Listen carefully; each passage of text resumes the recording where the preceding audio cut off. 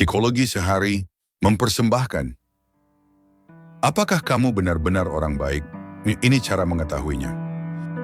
Pernah nggak sih kamu ngerasa jadi orang baik?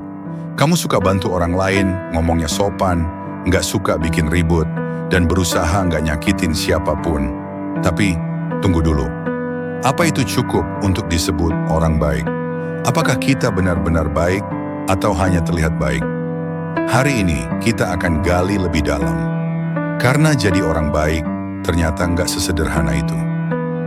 Ilusi kebaikan. Baik atau hanya terlihat baik. Kita hidup di dunia di mana citra seringkali lebih penting daripada niat. Kita tahu caranya bersikap sopan, kita tahu cara tampil baik, tapi apakah kita masih melakukan hal-hal itu saat nggak ada yang melihat? Contohnya, kamu bantu teman karena kamu peduli, atau karena kamu takut dicap egois. Kata Mahatma Gandhi, kebesaran seseorang bukan terletak pada seberapa banyak kekuatannya, tetapi pada seberapa besar kemampuannya untuk mempengaruhi hati orang lain dengan ketulusan. Jadi pertanyaannya, tulus nggak? Standar ganda. Kita baik, tapi cuman ke orang tertentu.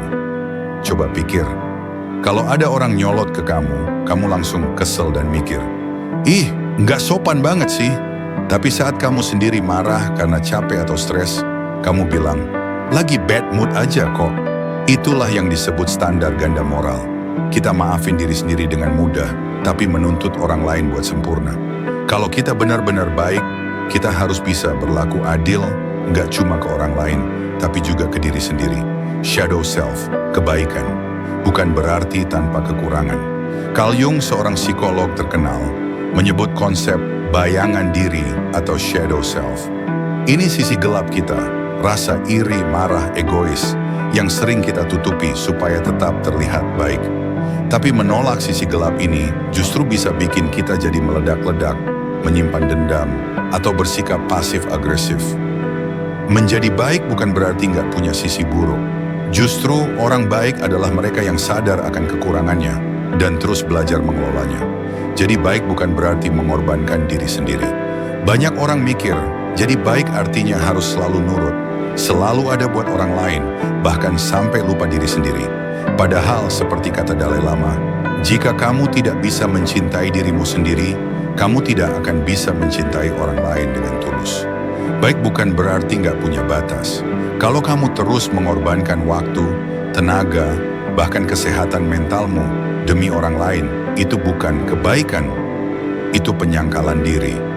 Orang yang benar-benar baik tahu kapan harus bilang tidak demi menjaga dirinya tetap utuh. Membangun kompas moral sendiri. Dunia sering ngasih kita standar tentang baik dan buruk. Tapi seiring bertambahnya usia, kita harus belajar membangun kompas moral kita sendiri. Tanya ke diri sendiri, apakah aku melakukan ini karena aku peduli atau karena takut dinilai buruk? Apakah aku berani minta maaf kalau salah?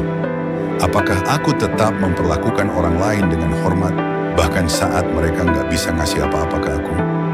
Kebaikan sejati bukan soal pencitraan, tapi keberanian buat hidup selaras dengan nilai yang kita yakini. Menjadi baik tanpa harus sempurna.